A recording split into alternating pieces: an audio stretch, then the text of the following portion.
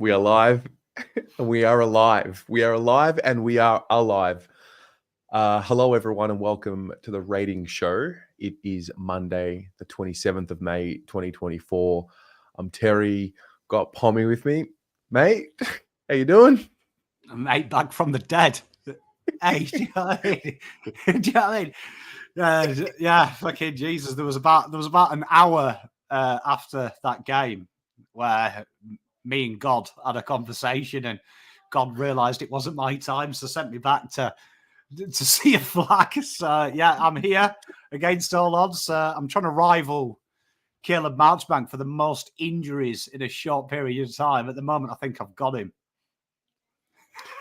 It would be a stitch up, to say the least, if your time was on the weekend before this team actually win a flag after all we've put into this. Hey, mate, do you know what I mean? There it is. Not yet, chat.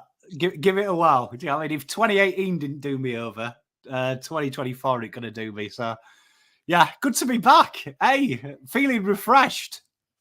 Not going to lie, I was on the fan cams when I got the news. I remember my initial reaction being like, oh my God, and then realizing, oh shit, I'm live. Okay, just be cool, play it cool, play it cool, play it cool. But end of the day, we got through and you're okay.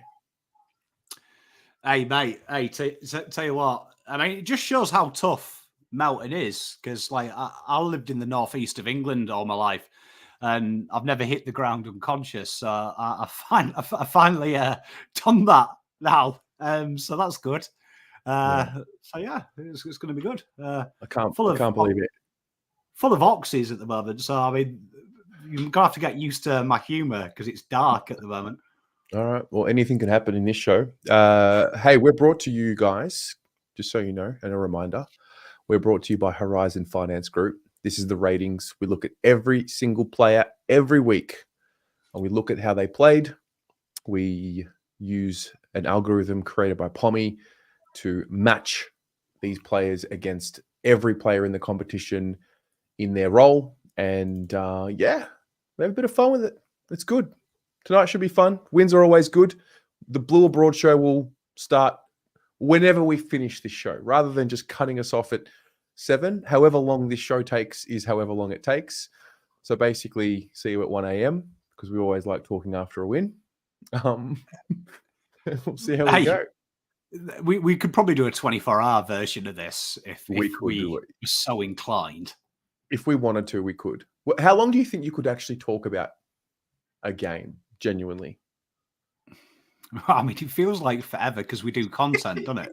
Yeah. So it does feel, I mean, especially because I had the day off yesterday, it feels weird to be doing content about it myself, because usually by this stage I've washed my hands and I'm waiting for you, Terry.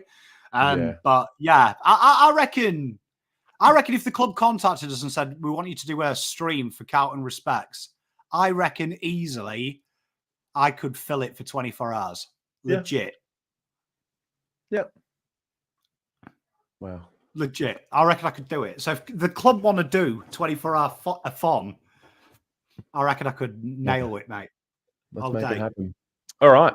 Let's begin. Let's get ourselves ready. And we're going to go through every single player. Guys, join in if you'd like.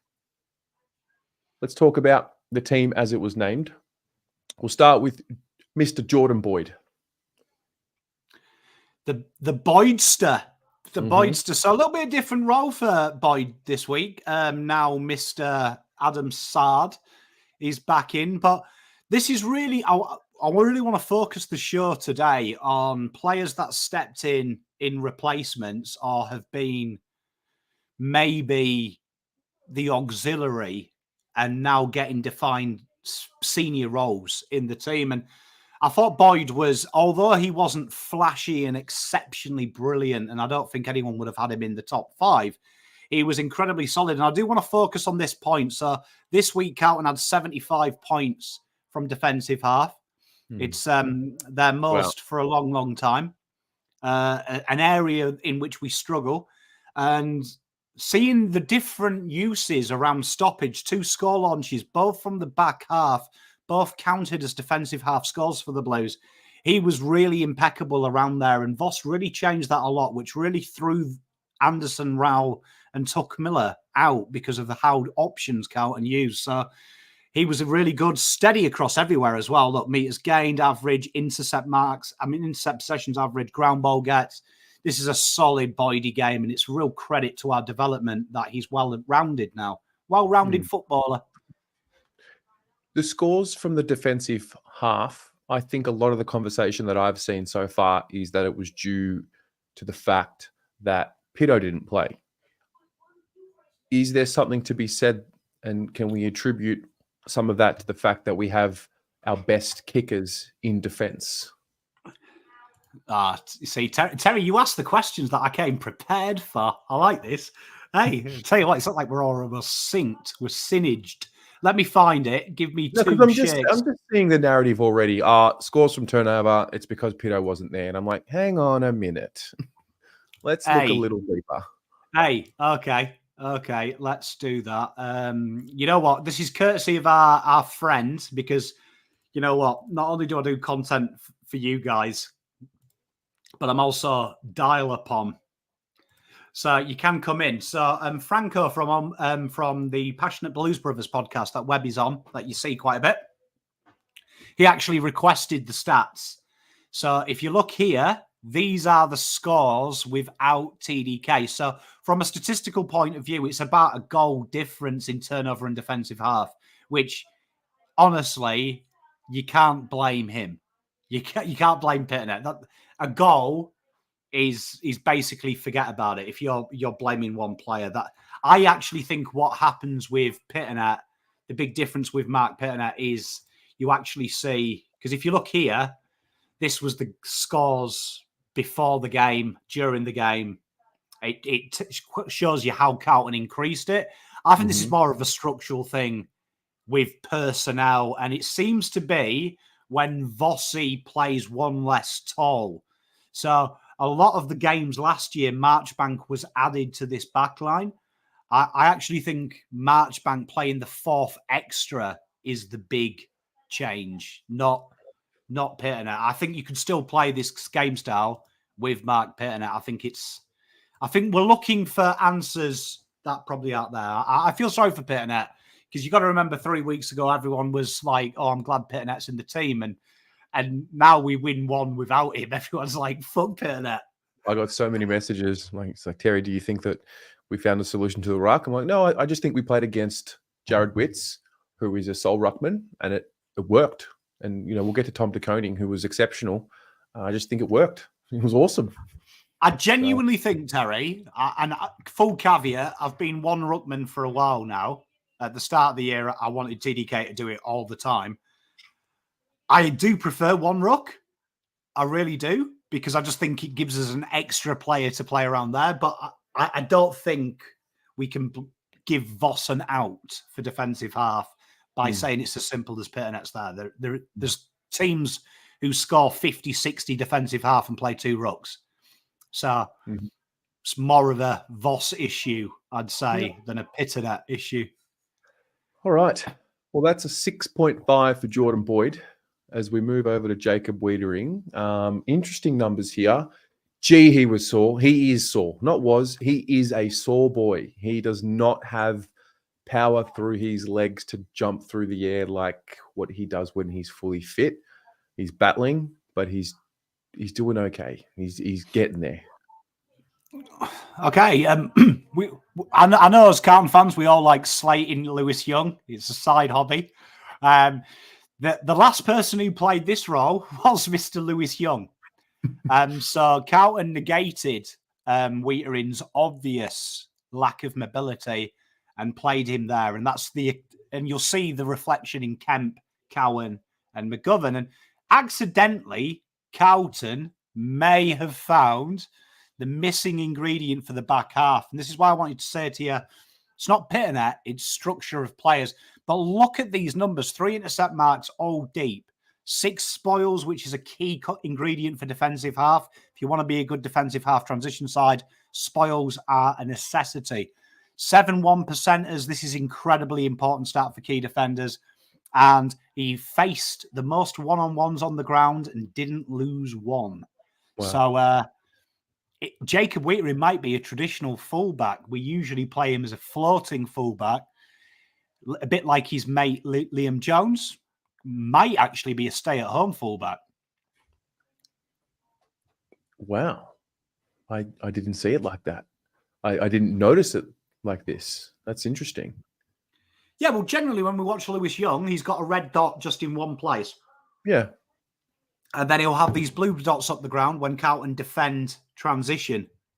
And this is what Weitering did. So technically he did the Lewis Young job, and you saw the difference. Lewis Young is a very average AFL footballer, which is a compliment. It means you're very good, right? You're the 1% of the world to play the sport.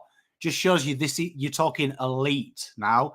And Weitering was very impressive. And there was a team that did this by accident a few years ago in the name of Melbourne Demons, found a different method for 3 toes.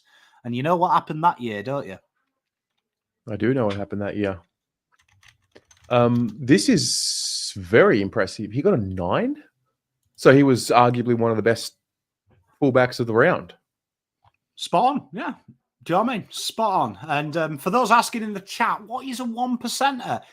Effectively, the things that no one ever talks about. So that could be a knock-on when the ball's coming into a marking contest. And instead of going up to mark or traditionally spoil, you tap it forward. A smother, a spoil, a shepherd even.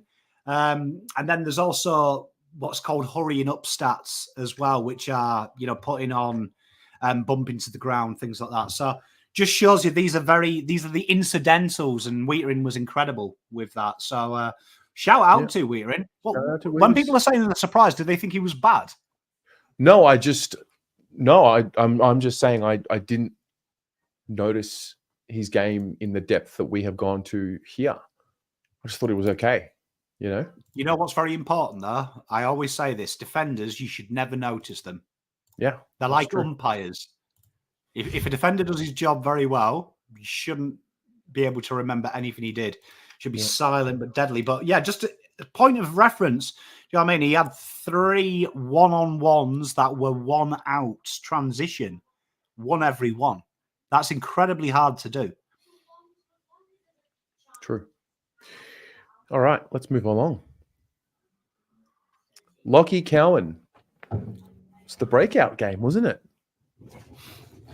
It was indeed. It was indeed. So, Lachie Cowan. Very interesting how Weitering, Cowan, Kemp and McGovern worked, because they didn't really have traditional matchups. So you saw King got a couple of goals a bit late on. And it's quite funny, if you watch the replay and you watch the GPS, it could be attributed to 3 players, because they were they slid. It was a kick to nothing ball. Now, Mukau traditionally got the role of Mitch McGovern. So very interesting that in the VFL, he played this real high line. And we talked about, some people asked me, was he a midfielder, Pom? Was he a defender? And I remember answering Paul Parbaza, and I said, it's almost like they're trying to find a way of stopping Akers being Akers and being more of a winger. And this is what we saw. Carlton read the playbook brilliantly. Midfield pressure, make them kick shallow, and flood them areas with Cowan, Kemp, and McGovern. And Cowan destroyed it. He had, again, 2 traditional one-on-ones, battered them, 1 against King, 1 against Lacocious, who is a wily customer, 5 intercept possessions. Again, used him around stoppages as well in the defensive half, and Carlton deployed midfielders ahead of the ball, so we had something to kick to. And this is a real important stat here. For someone that's a medium-sized player, 4 tackles, 2 of them caught holding the ball as well, or turning into turnovers, which Carlton scored from. This is the game that, when I got all excited in the draft year, this is what Cowan can do. This kid can play football. And the rumours are Diesel calls him the Liam Stocker we wanted. All right. There's no comparison between Stocker and Cowan. Cowan is another kettle of fish. This kid can play. He's got a little bit of chutzpah about him. He does have a bit of chutzpah.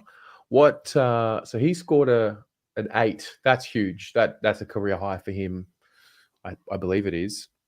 What It is. I noticed about him, so that was his 5th game for the year. These are the games he played prior to the Gold Coast Suns, and not to disrespect the Suns, but GWS, Geelong, Collingwood, and Melbourne. So you play those four of, if not the 4 best teams in the comp, and then you come up against the Suns.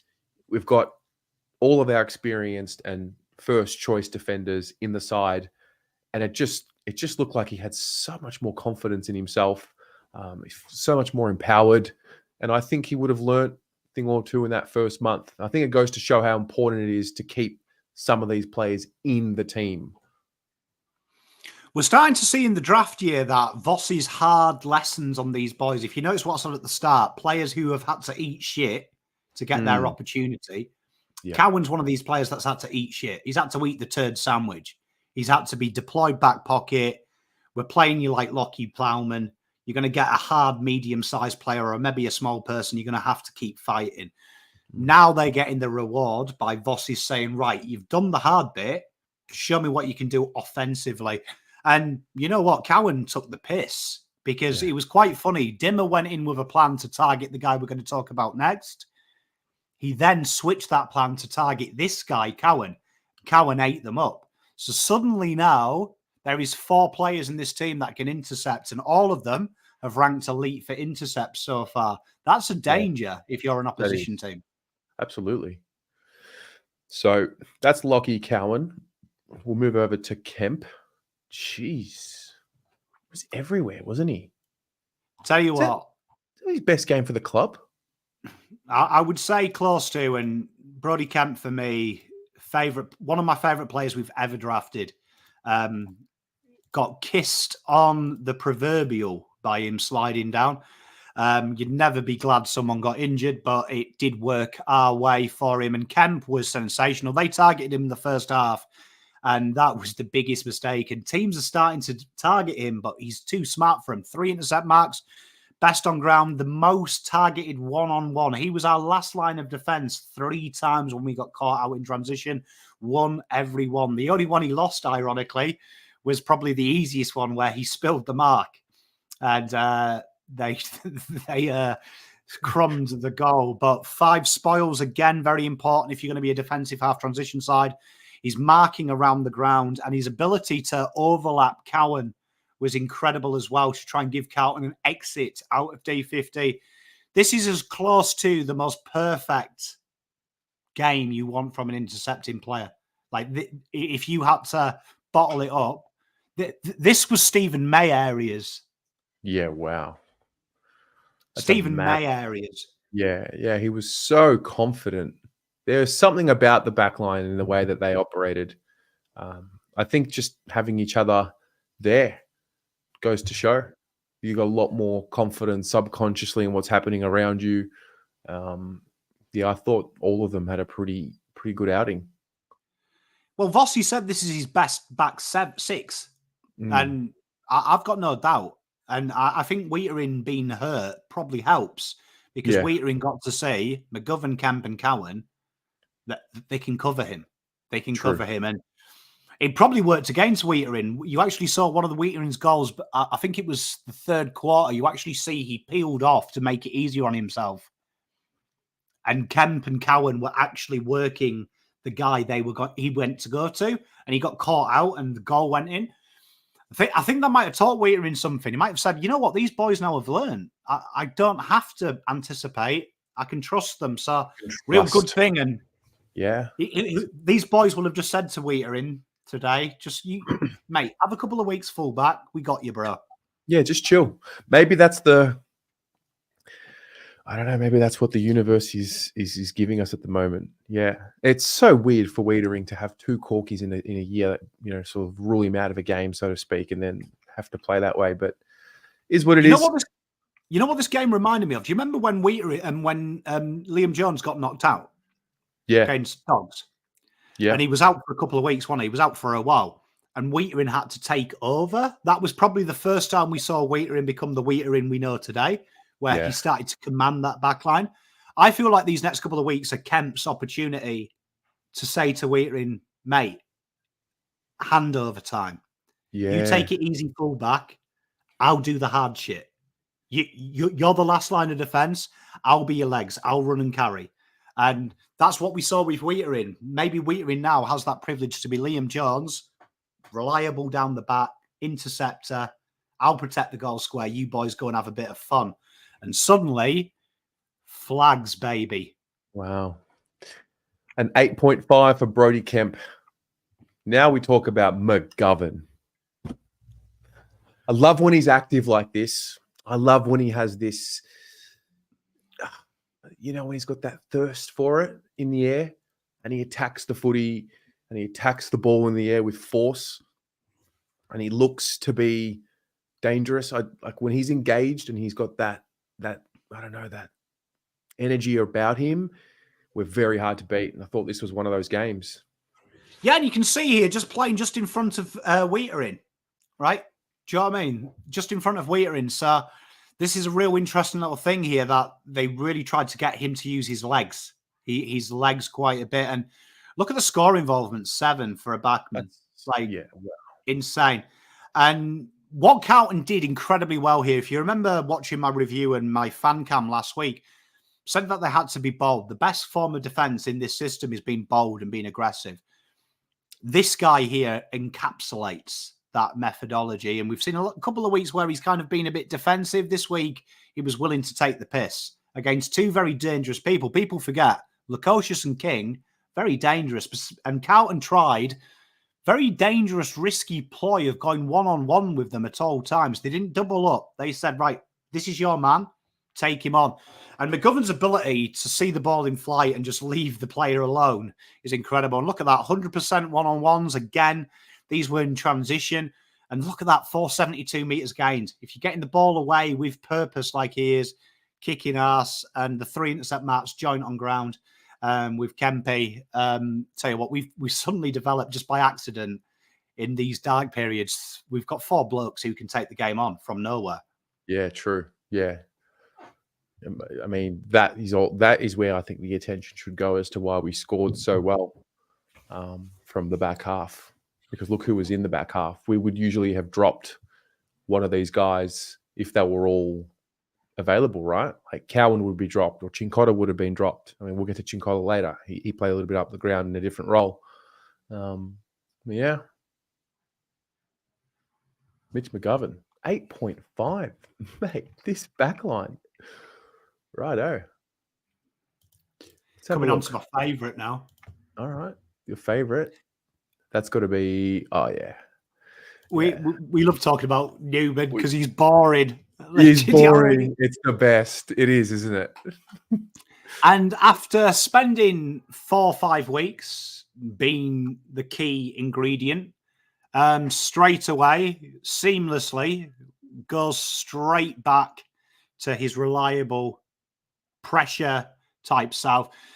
Decrease in meters gained that we were being used to the last couple of weeks. But again, look, the output's been huge. Defensive half, pressure acts, second in the team, ground ball gets, intercepts again, looking to try and poach handballs. And this was a real big key point. We said a couple of weeks ago that our ground ball game is a little bit like watching Christopher Reeve walk. It hasn't happened since the 80s. You watch this, Newman back in that poaching role.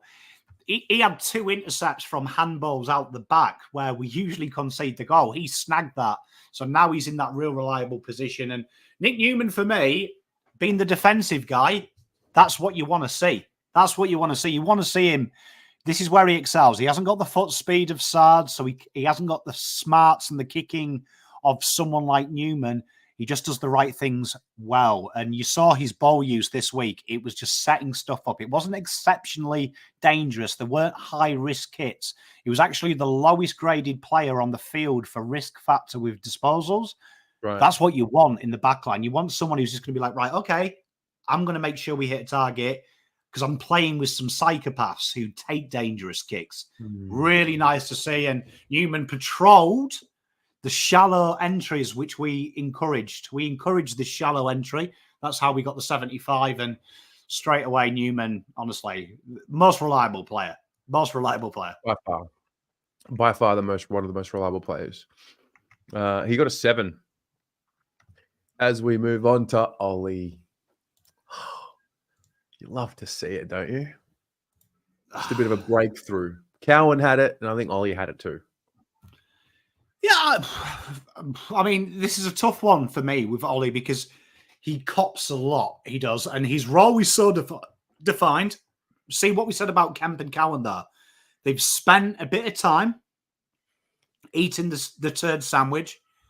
They're now getting a little bit of expression and a little bit of reward. And you can see here, started to rotate Akers. Now, this is a Kemp issue. Kemp started to patrol where usually we see Akers and we see Hollands have to snip back, which allowed them both to be a bit more expressive in transition. And he was brilliant. Finally, we're into the happy medium of meters gained. Defensive half pressure acts, leading player on the ground.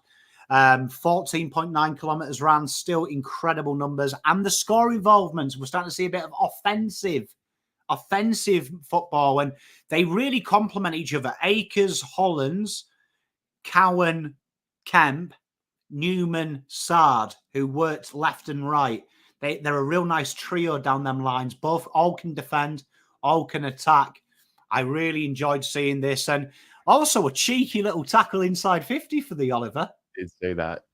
Yeah, his passage of play in the first quarter, which set up, I think it was Matt Owies for the goal. That's the prototype play, isn't it? Because it had all the elements from the back half, running on. Hewett takes the mark and trusts Ollie. Ollie's obviously there. Spoke to him today. For those of you who haven't watched the interview, went up at 4 p.m. today. At some point tonight, give it a look. I think about Ollie. When I asked him about what he does, his role, the first few things, talking about the pressure as well, externally a little bit. The first few things that come out of his mouth relate to how to make his teammates better. His defensive running, his overlap running, both of which you don't get a stat for. You don't get a stat for how many defensive runs you made. You don't get a stat for how many overlap runs and options did you create for your teammate. So it's difficult. And I hope through this show, particularly now that, over the last few weeks, we've sort of looked at that heat map of his. It's always been on one side or the other side, or the meters gain's been missing. I think now we've got a bit of an idea as to what it can look like when he's trusted in a different type of role. I'm just happy for him. And it also needs to be remembered. He's 20 years old.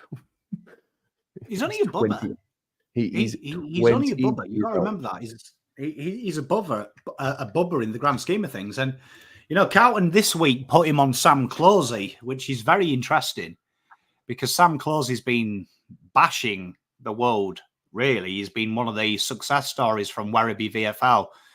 And he made Sam look average. He really showed there was levels to this. And both of them the same age. Both of them have gone the hard route. He's gone through VFL. Ollie Hollands has had to come into the senior side. I thought you saw the golfing clash. So, mate, I'm spot on. And for those watching this show, we talk about overlap run and options all the time. So, Ollie is one of the best at that. So, great team for him to be in. Love it. Yeah, man. Yeah. And I think similar to Cowan, Giants, Geelong, Melbourne, Sydney, there's a few good wingers in there that he learnt off. I think the Geelong game in particular, he learnt a few lessons there. Ed Langdon from Melbourne would have seen a bit of Errol Goulden last week against the Swans. And yeah, I mean, Clohisi has been in form, but you just sort of saw how important it is to get those types of games into a young player like Ollie. So yeah, I think the sooner we start looking at things as a process and a journey too, as opposed to X, Y, and Z should be right there, right now. And if they're not there, right now, they should be in the twos. I think there's a balance. Mate, spot on. We love him. We love him. We do. Big Sam C. I'm a big fan of Closey as well. Like SG said, he was in the Supercoach team. He did ruin a few Supercoach scores. Did old Ollie? Cheers, Ollie. So he got a 7 for his game.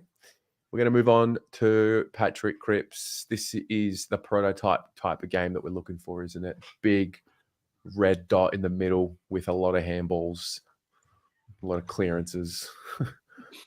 Well, I mean, I kind of know Carlton are going to win if you showed me the tackle start and there was an asterisk next to it, Yeah. if I see that, I would say under no circumstance Carlton are going to win if it's elite and he's leading the way.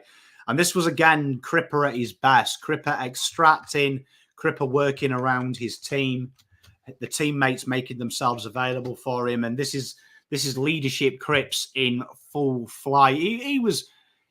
This is why he's the best at what he does. Everyone always talks about Matt Rowell, and there's been a few talks in the press that Matt Rowell is now the Cripps and Cripps is the old hat. But the big change this week was Elijah Hollands, 53% of time on the ball, up from 13. Cripps, though, carrying on, being the dominant one. Carlton taking time off players like Sam Walsh and George Hewett to allow him to have a new backup, which was Elijah. And that really helped Cripps because Cripps was looking for Elijah at every opportunity. He knew Elijah could do the things Cripps couldn't do, but Cripps also can do the things that few players can. And I thought he absolutely gave a lesson to Matt Rowell. He basically said to Matt Rowell, "You're right, mate. I'm the big dog still. Enjoy, pup." Yeah, he was very proactive in the game, I noticed, and he seems to find a way to get up for these games against the up-and-coming contested Bulls. Loves the Giants when Tom Green's in town or when we're going to play against Tom Green. And I think we saw a bit of that against the Suns too. So he was great. I believe he topped the tally for coaches' votes, but we'll see. 9.5? What? About as close. About as close as you can get to perfect for Cripps. Like, you're looking at midfielders, and when this just proved to me, when you talk about the improvement of TDK, we'll come on to him. The improvement of Cripps when people... It's quite funny. Cripps' best games are when you're not helping him. Mm-hmm. You're helping him less. You're giving him one person to help. It's funny. We have a tendency to give him two people to help. And that's probably because Cripps has been begging for help for 10 years. Right? You know what I mean? He's been begging for it. We're probably over-helping him. The truth is, Cripps, you play him with just one person and give him some creative players like Walsh and Eli around him, you'll see the best Cripps. You'll see the best Cripps. You saw it when it was Cripps, Chera, and Walsh. Absolutely took the piss this week. And long may it continue. And I'm sure Cripps has them conversations in the dressing room. Give me less inside midfields. Give me more excitement to hit past to. Brilliant from Gripper. Yeah, he was great. Now we'll talk about Akers on that other side. Very different heat map this week. Yeah, so Cowan deployed something quite interesting. This left flank this week was really loaded with talent. And you'll see some other players as we get onto them who kind of helped feed the interim on the right wing, which is going to be really interesting to talk about. But again, this guy here is showcasing how good he is, Blake Akers, defensively sound. These marks were really telling as well. Usually, the heat map you saw for Ollie is Akers, that half back row. This week, they played Akers more advanced and they trusted Ollie to do his defense and get ahead of the ball. And Akers had probably less running than we're accustomed to seeing, but real potent and real intelligent use and stop their back half running. Stop their back half running all times. So Blake Akers, what a legend. Probably my favourite pickup, I think. I can't think of a player we've picked up that I've enjoyed more than Akers. Yeah, it's a good point. Yeah. I love, Akers and Saad are my two favorite pickups of all time. And Juddy. I think when you think what we've paid. Yeah, definitely. If you think what we paid, like Akers is taking the piss what we paid. Yeah. Do you think that has something to do with expectation as well? Because of what we paid, I don't think... I mean, at the time, we had Jack Noons in the side. It was kind of like, all right, we're not getting a superstar. We're getting a solid player. And I think because the starting level of our expectations was, oh, he's just a solid player, not going to be a star.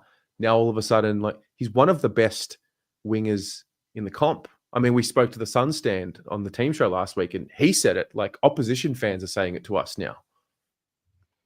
So reliable as well. Like, I mean, we've done this show all year. I can't remember him being below a 6.5, which is very good. So he's boring, really. He's Nick Newman in the wing. Like, what you see is what you get. We've tried him attacking. We've tried him defensive. He excels in both. And now, Terry, I think to answer your question, I think the big difference is Nick Austin has bought in players we need. Yeah. Where Sauce, no disrespect to him, but he had a tendency just to buy a player because he was exciting and the name and the brand, or he was trying to get a deal from a club that might have missed, like a Marchbank, who was incredibly talented, had issues. I think Akers was just literally the most genius. Right, we need a winger. He's fairly bog average as a winger. Our best winger is an inside midfielder, Will Satterfield. It was a no-brainer. Do you know what I mean? It was a no-brainer. So I think this is what happens when you acquire talent based on your needs as opposed to what your wants. And absolutely sensational, Blake Akers. A joy he is in this game. A joy. He certainly is. So he gets a 7 for his game. As we move along to Zac Williams. Wasn't this a story? Yeah. Well, when you look at our small forwards and you see these numbers and you're like, these guys have been small forwards their entire career, and this guy's come and just done the basics and absolutely destroyed the basics. And we've really looked for someone in this. A couple of weeks ago, I said my issue with our small forwards is everyone wants to defend and everyone wants to attack. No one wants to just do one job. And Fogarty is defensive, doesn't want to attack. Z-Will came into this game and no tackles. He had, I think, 3 pressure acts. Fucking finally, though, I want someone there who's going to be like, you fucking defend for me. Get me the ball and I'll score. I don't want to do it. And that's what I've been trying to say. You've got to find that happy medium. Like this whole 18 people defend. It's never happened in the history of the modern game. And he was brilliant. Front and centre, every contest. Looking to snake out the back. 2 of them goals, usually always and Durden stand there going, oh, it's all right. The big guys will mark. He went out the back, was like, what if they don't? And he was rewarded. And sometimes you put yourself in the right positions, you'll get paid. And he got paid. That goal he kicked on the run as well off the back of us, he looked like he was running out of space, bobbed it back over his head. The forward 50 ground ball gets, forget your tackles inside 50, forget your pressure acts. The most important stat for a small forward, can you get the ball when it's on the fucking ground? Yes. Led the team in it. Led the team in it. Usually, the highest before this was 2 for the year. And it was by a midfielder by the name of Patrick Cripps. Right? This guy played forward, had 4. Is it? I mean, firstly, I think for Zac, it's the Zac Williams game. I don't think we've had one in his time with us. I thought he was solid the last game of round of 2022 against the Pies after the big layoff. I remember him being solid. I think he had a nice game against the Crows under the roof 2022, but he didn't really have like a game where you remember it and it's clearly the one. This was it. Is it too early to call? I mean, it's too early to draw a conclusion, clearly. But is this enough to say we should persist with him in the forward half? We haven't had a player with his attributes in the forward half. I think you see this improvement of Sam Doherty last year when he went midfield and forward of the ball. And we heard this year he was going to be a forward. So my big criticism of Doc last year was I don't think his kicking and his ball use is good enough, because I think he either has the long bomb or the dainty little kick. Zac Williams has that dainty little kick or the big roof. So I don't think at halfback with the players we've moulded, it's the right call. I think he puts too much pressure on what he does. And Saad is exceptional at running through them. So for me, it's mid-forward, right? Mid-forward, it has to be a position. I think we talked about this last week as well, Terry. I said, well, you paid 800K for him as a midfielder.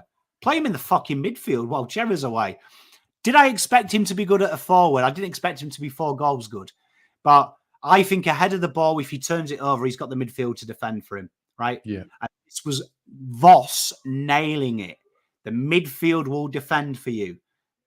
You just kick some fucking goals. And he just nailed that mandate. And how good was the wall dance when he kicked the goal? Oh, mate. Well, it's significant because he's get into me. Yeah, he was expressing. You know, he was.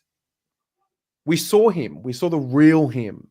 We didn't see a charade. It was him at his core, happy, expressing him in his happy place. I'm going to be watching this with a very close eye and how he evolves from here. I think it was a breakthrough performance for him that'll give him some confidence in his body and his ability to impact in the side.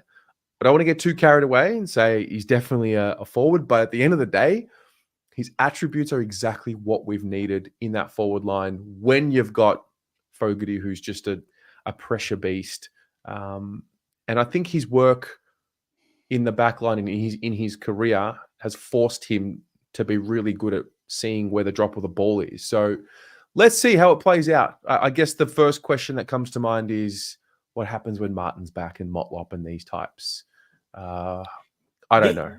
You know, you say that, but I looked at this game and I thought the one thing we missed was probably a bit more pressure in the forward line. And people forget Jesse Motlop was second for averages goals outside of the keys behind Owies and second for tackles inside 50 behind Fogarty on averages. I think you have Jesse Motlop, if he can get to his pomp and circumstance and where he really is. He's not going to do this all the time, but this is Pom's bold call. I said it in the live, and this was before I had my head injury. So you can say it was when I was intelligent if you're debating it now, right? I haven't seen a forward play for Carlton like that since Eddie Betts, because Eddie Betts just did the basics. Front and centre, back of the contest. Don't do anything spectacular. Just do the basics. And this is what you saw. Williams understood the mandate. He understood the craft. I don't have to run up the ground. I don't have to go looking for the ball. I've had a couple of games in the back pocket where I've had 8 touches, so I'm not really bothered about 30. This was an egoless game and a man saying, you know what, I'm just going to be here. And you know what annoys me about our small forwards? You've got Harry and Charlie, man. They don't mark it all the time. You're not going to get fucking opportunities galore if you just stay by their feet. And he just lived at the feet. And remember that heat map when you see one of our forwards. Remember it and then ask yourself, how did he kick 4? He's not going to do it every week. But you know what? Fuck me. Right now, he's our number 1 small forward. I mean, fair enough. It starts and ends with Zac. Zac walks into that forward meeting like this. This week. Bow down before me. Yeah, do you know what I mean? So an 8.5 for Zac Williams. So good for him. Robbie Varley with the $15 donation. Thank you very much, mate. My brother. Big shout out to Robbie as well. He's been messaging me a bit, so I appreciate your kind words, Robbie. I hope you're all right. Hey, Robbie Varley came on the fan cams as well. Got around it. Mate, I was fast asleep. I can't remember. So You're out cold. All right, Harry McKay. Gee, he worked a little bit, didn't he? On both sides of the ground here. Yeah, so if you remember the Zac Williams, right? I think it's still there, Terry. I haven't sneaked the delete, but look at his heat map. Let's have a little POM reminder. Ooh. Oh, true. At the feet of Harry. At the feet of Harry. And if you remember, when we do Durden, you'll see fucking Fantasias, like them heat maps are fucking where the cheer squad is sat. Yeah, it's like the opposite end. But this is really, really strong. And Harry, again, working hard. So you saw him and Akers were deployed. That final kick just outside of 50 count and changed it up. Kemp and Cowan being right back. They're defenders. Harry McKay and Akers, a winger, tall winger, and a tall forward being the last kick inside 50 count and got that structure bob on. And then in the 4th quarter, when Carlton tried to kill the game, yes, bringing back, but Charlie stayed forward, which is a winner. And again, Harry works so hard. So yes, the goals work great, but I always defend Charlie when everyone's mean to him. I want to defend Harry this week. Yes, he didn't kick goals, but this game wasn't won without it because Harry's work to move Collins up the ground, incredible.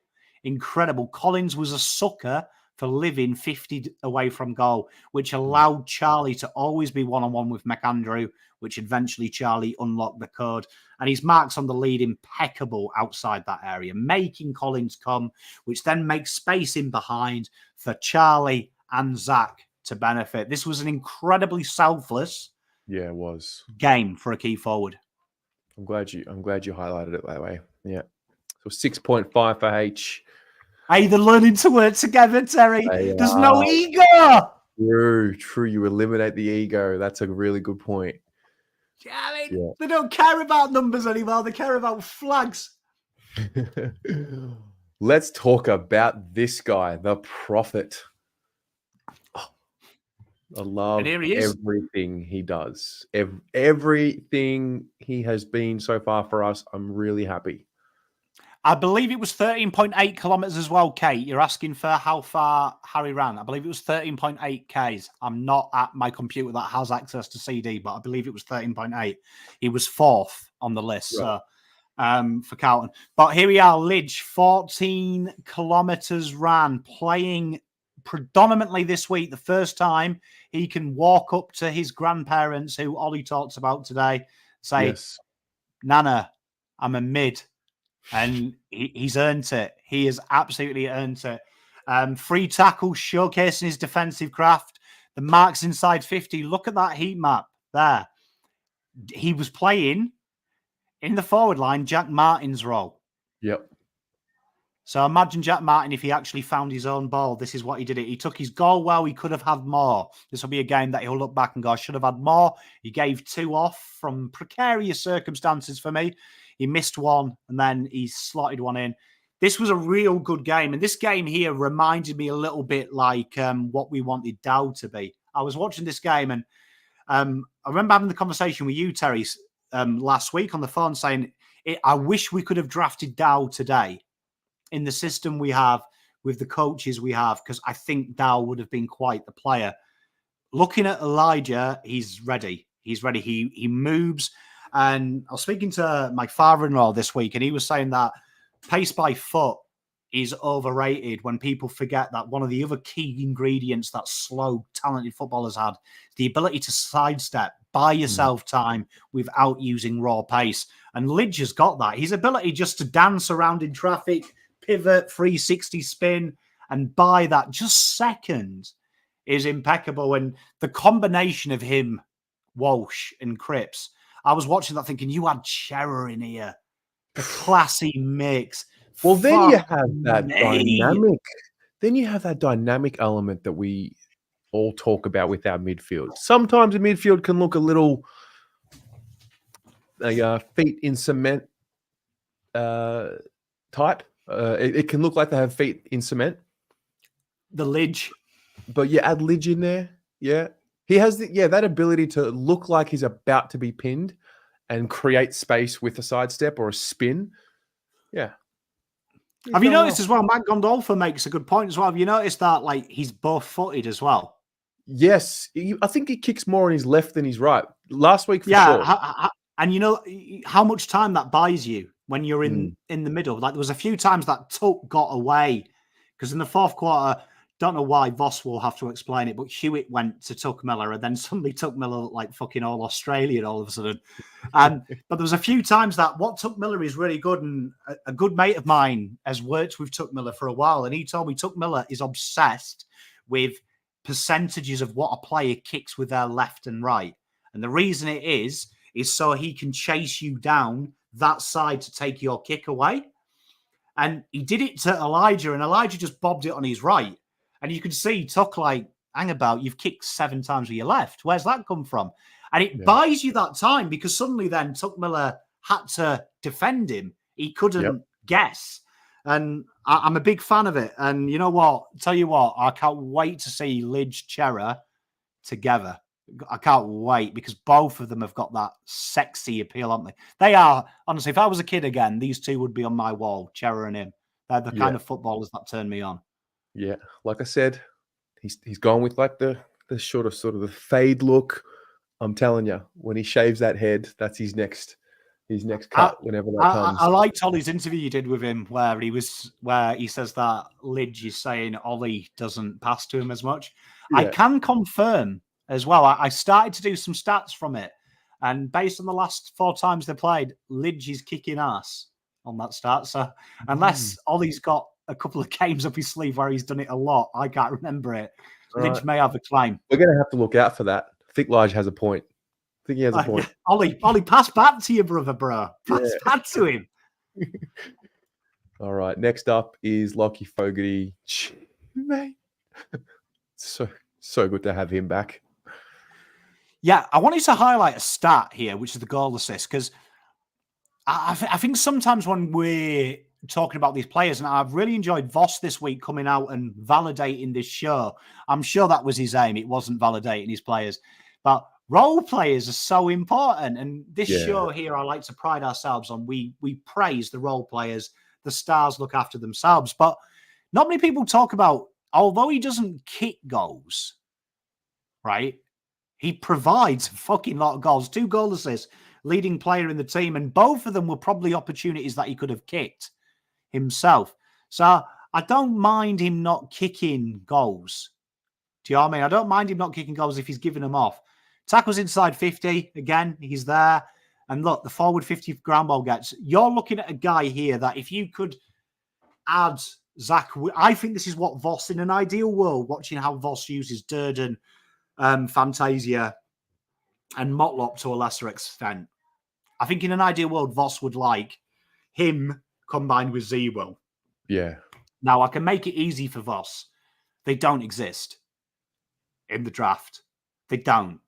Unfortunately, Vossi, you ain't finding one. You're going to have to sacrifice and have one guy like this, one guy like Zewell, and then one guy who can kind of do both. But you know what? As a pound for pound, look at the area there where he started. So you remember Akers, his heat map was just where his ends, front right, front left, half forward, right? Then Ollie covered the entire back area. Cowan and Kemp behind that and in front of that. This is where Carlton's heat map this week is almost, if you collate them all together, the ground is red in the middle and just the wide parts are open.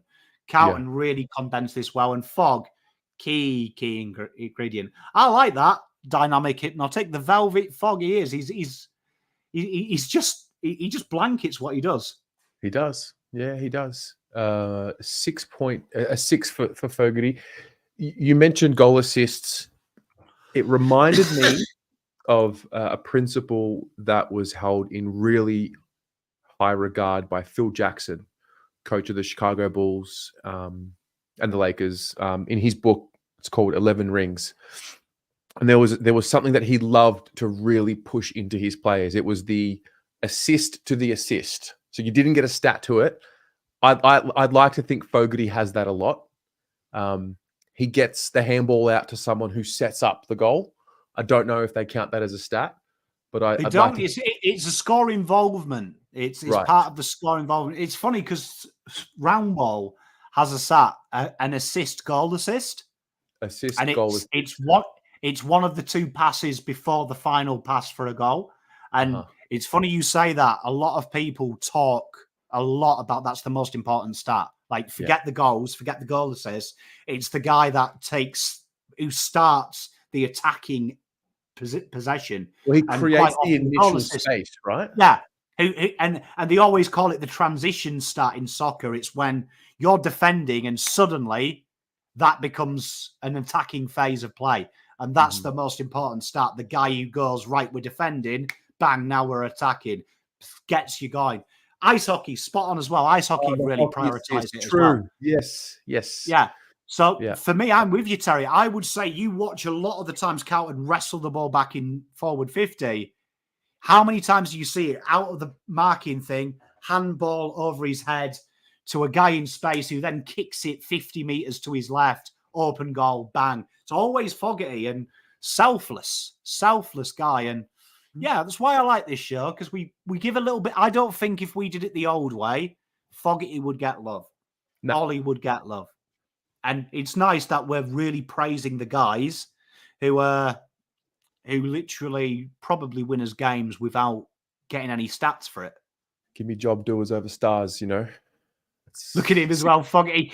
Like, look at his fucking picture. Like, tell me you are a role player. He hasn't even fucking done his hair. He's just happy to be there, Terry. Yeah, he's so grateful. He's just happy to be involved. He gets a 6 for his game. As we move over to Charlie, the narrative around Charlie, tell you what? At halftime, I guess people are just engaged in the game, and that's footy and it's emotional. But some of the shit I read about Charlie at halftime. Yeah, you know what? I was actually chatting today. I was catching up with one of my many spies for the draft, and I won't name him, but he coaches at one of the top NAB and TAC teams. And we were just chatting about Charlie, and there's a player he was telling me about that you really want to look at. He was like, Pom, this guy's right up your alley. And I made just a joke to him and said, does he tackle inside 50? And his words were, why the fucking hell would you want a 50-goal goal kicker putting a tackle in? He was like, the guy kicks goals. Get a small to do that, bro. He was like, this guy will change games. And then we were talking about Charlie, and he was like, he said to me something that he says that you've always got to remember with forwards that you can blanket them for 75 minutes. When they have 5 minutes, though, you've probably lost the game. And he was like, he said, every plan is fantastic until they have 5 minutes. And he was like, you watch Jeremy Cameron. Someone can kill him for 75 minutes. That 5 minutes, though, it's 3 goals and 2 goals to Tom Hawkins. He's had 8 marks. Game's open. Game's over. But that player who's been on him has killed him all the game. And Charlie, look at that red, right? We were talking about this on the watch along, and I said, move him forward, full forward, take away Mac Andrews' run. And you saw what happened in the second half. Charlie's starting position was in the goal square. They switched them around, and suddenly Mac Andrew had a problem. He could see the intercept mark, but he realized he had to get through 2 lines of defense. Yes. To get rid of the ball. And suddenly you started seeing it play on his mind, because then he was thinking, fuck, I haven't got the easy kick anymore.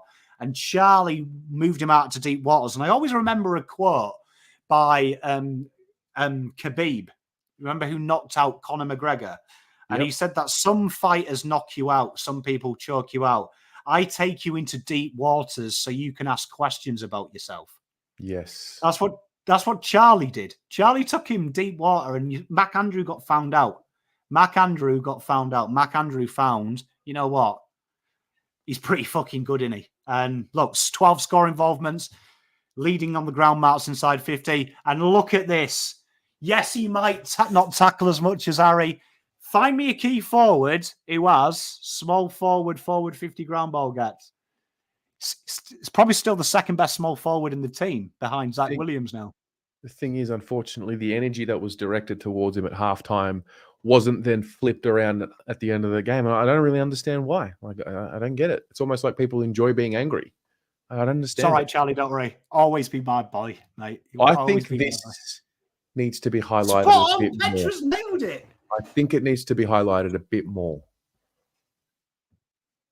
Do think you know what this reminded me of? Do you remember? I remember sat with him last year at a function, right? And it was when Brennan Cox battered him down back. No, was it Brennan Cox? Battered him. He had we targeted him about 12 times and he had no goals. And I remember him saying that I just wish I'd led a bit later and delayed my run. And watching him this week, it was great to see him. He tried different things every time. He tried leading him high up the ground. It didn't work. He tried going deep. Then it worked.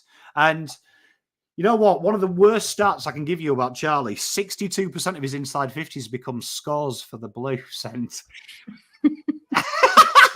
And he's also the other stat, the most targeted player inside 50. This week, it flipped and we didn't see so much of him being outside. So that's really good. And you know what? I love Charlie. I know I protect him a lot, but I mean, come on.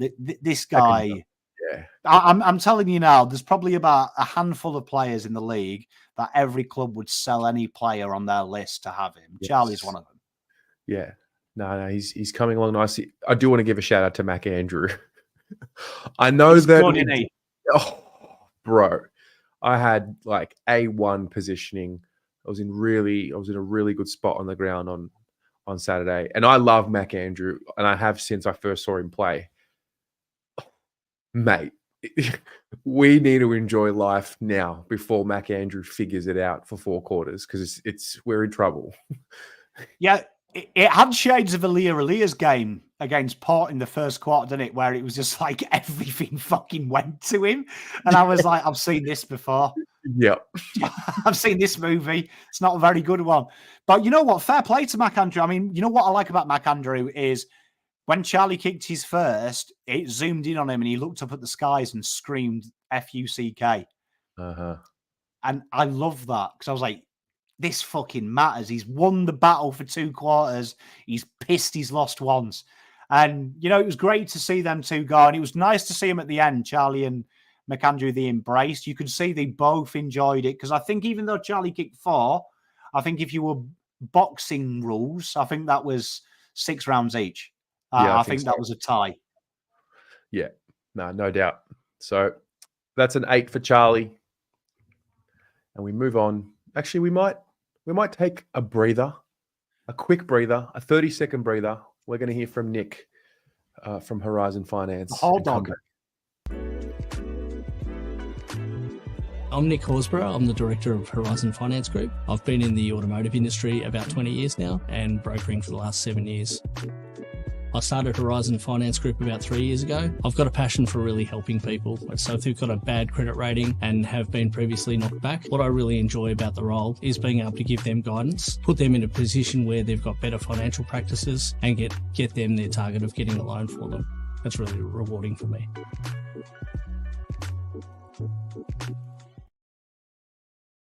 Oi, black mahogany. Cincotta. This was different. This was very different. We'd not seen trust like this for Alex before. It is, yeah. And for those who watched my preview, we talked about bringing back a tagger. And who was that going to be? Was that going to be someone that we haven't seen? Was it looking at not going the way we always do of of Kennedy and Hewett? Because we know that they are flat-footed, and when they get a run on, that's it. And we talked about the importance of Tuck Miller. It's really important when you judge Cincotta's game, because Cincotta's scores are literally based on his opposition this week. So this is how he's actually scored his votes, because disposals, things like that, he didn't really get. And we haven't had to do this since Matt DeBoer. It's like a Matt DeBoer game, this, right? Yeah. But Tuck Miller's influence was 0. And Tuck Miller's biggest key strength is the give and go out the back of the stoppage. Cincotta wore him like a glove, wore him like an absolute glove. And this was real strong. Wherever Tuck Miller went as well, Cincotta did. They moved him to halfback at passes in play, hence the tackle inside 50. They moved him to half forward. He went down there. They moved him out wide. He went there. Carlton really had got this plan, stuck to it, and it worked a treat, because Anderson and Rowell, it's a little bit like what happens when you make it Cripps and Hewett. It's very predictable. It's very easy to see where the ball's going. And they did it. And then 4th quarter, we moved Cincotta. Obviously, Cincotta was knackered because Tuck Miller is a special, special human being. He is. He started to come back. But this was great to see. Like Cincotta playing as the main midfielder in a stoppage, toe-to-toe with Tucky Miller. Fantastic to see. Great vibes. And no secret, I've got a soft spot for Pom Cotter. He did incredibly, incredibly hard work. There was an article today. I want to get it up. Alex Cincotta. Yeah. He was just talking about, obviously he was talking about the role, and basically just said, whoever, I'm just happy to be in the team and playing AFL footy. Whoever comes my way, I'll be happy. I'll be giving it 100%. Those are the types of quotes. Those are the types of stories that premiership teams and winning teams have. You got guys like this. I think Fogarty's one of those guys. I think you give him the role, he does it, with maximum effort. Doesn't care too much about the personal, accolades. And I think Cincotta's clearly one. Like, it's just so humble and so grateful to be out there, and it shows. He plays with his You know life. what? It's going to be really interesting if we carry on doing this, because one thing we saw with Cincotta when he was playing back pocket was he was finding more and more of the ball in a position where you can't really find the ball. Yeah. And I looking at the fixture list from now till the bye, there's two players that you'll definitely play him on. Zach Merritt against Essendon, and this week Butters would be the great option, right? Because Horne-Francis, he's dangerous, but I think this role is for the extractor of the ball predominantly. That makes Carlton more dynamic in the stoppages, because they have to play one less slow player, but one more ability to play and attack that ball. And I'd love to see this guy go up against Zach Buzz, but I think you'll find he'll naturally get 18 touches as he learns. And a bit like Matt DeBoer when he went tournament as the tagger and he used to average 6. By the end of DeBoer's career, he was getting 20, 25 touches. I think this is something that he'll learn. And I really like this role. It's one game. So as a midfield tagger, I don't want to get carried away.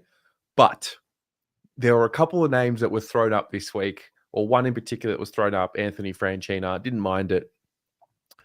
I, through you, really have known about Alex Cincotta's ability to win the ball. If that starts happening, it's Andrew Carazzo, mate, reincarnated. You know what? It's not a bad shout. He's got turn of pace. He can. Yeah. I mean, what I loved is there was a moment in the second where it was a forward 50, and I keep smiling to myself because Pom Cotter, in the interview I did with him, he said that the best players lose you at stoppage.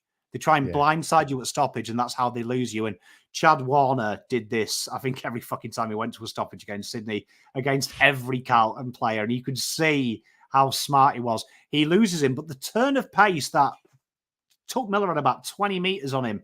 There was a little handball chain, and Tuck Miller was the last one. And as soon as he got there, Cincotta got there first. Pom Cotter got there as he got the ball, bang, hit him. The ball hits the ground, Carlton get it away.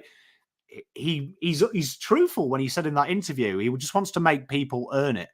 Everyone's earn it. And, you know, to average for your stats of 4.5, to get an AFL average just basically on the output that your player that you're playing has had a below impactful game.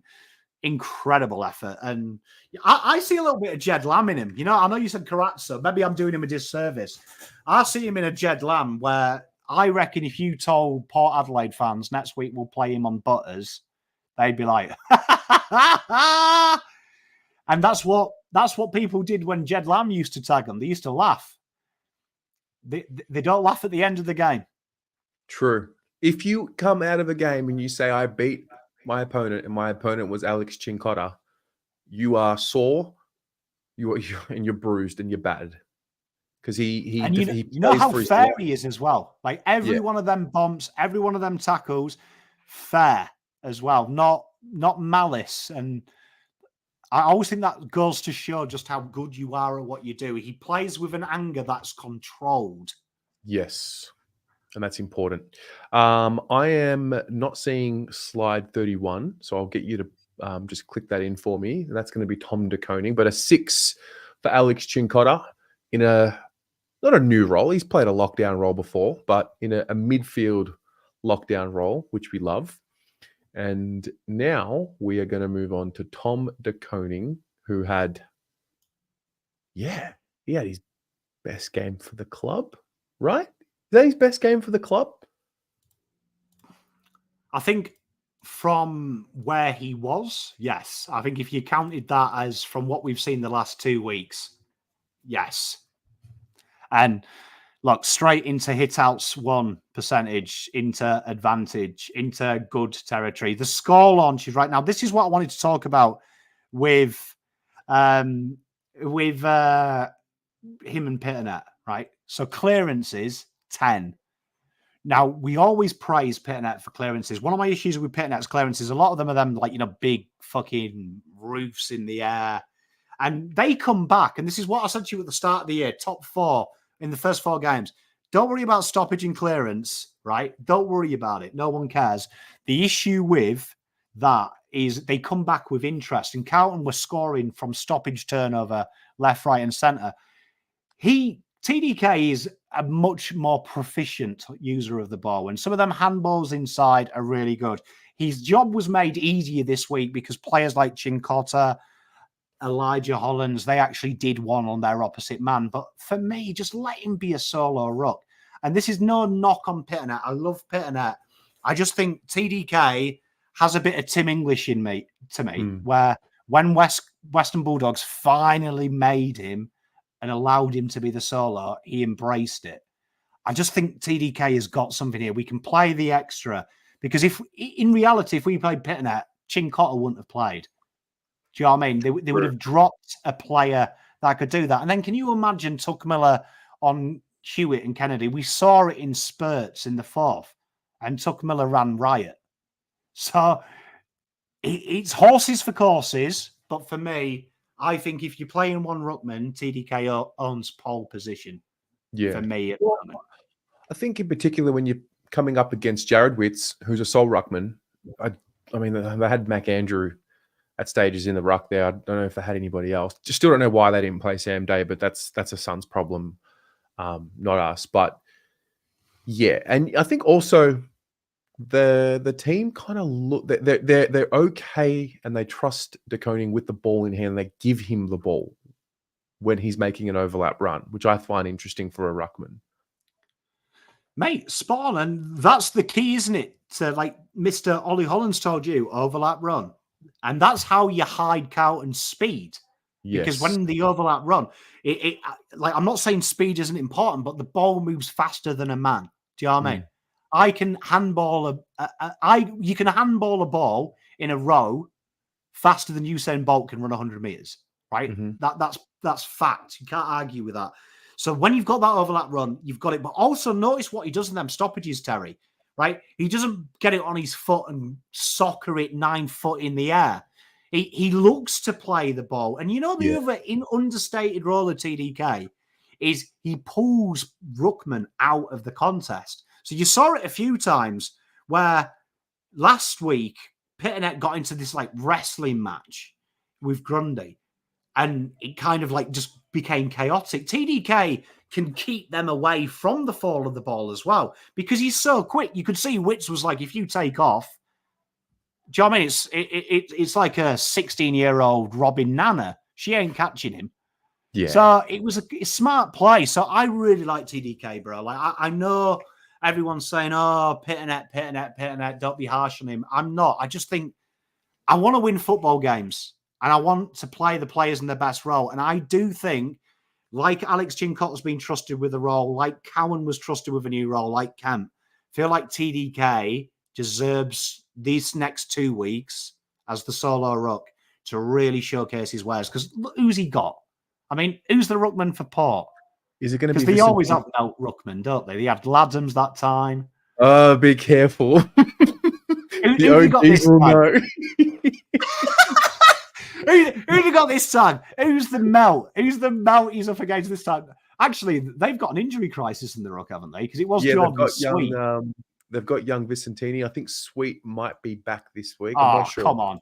He's called Vicentini. That sounds like it's Italian for fucking violet, doesn't it? So TDK versus Vicentini, game over-y. How was that? What? Don't look at that there. Before I start taking the piss, because the painkillers are setting in. Score launch is 5.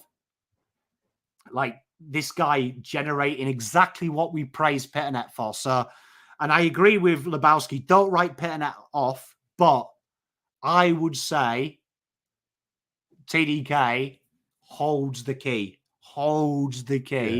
for the next couple of weeks. And you'll see him. Yeah, of course. I agree. In an ideal world, it's Tom. I think we had the balance a little out of whack with it's only Tom for 24 rounds. I think having Pitto on the list is going to allow us to get more years out of Tom long term, which is what we didn't have with Cruiser back in the day. If he's a bit sore, he can be managed for 2 to 3 games in a season, where sometimes you don't have that option because you don't have a good enough backup. Tom's developed enough now that he can play as a solo ruck for 4 quarters, which is awesome. We're finally here now. Like, it's arrived. That period of time that we waited for is now. It probably was late last year, but definitely this year. And that's where I think Pito's greatest value to the team is. Also, they're just probably 2 or 3 or 4 teams off the top of my head where it just makes sense to play Pito. And I think that's going to be important come finals.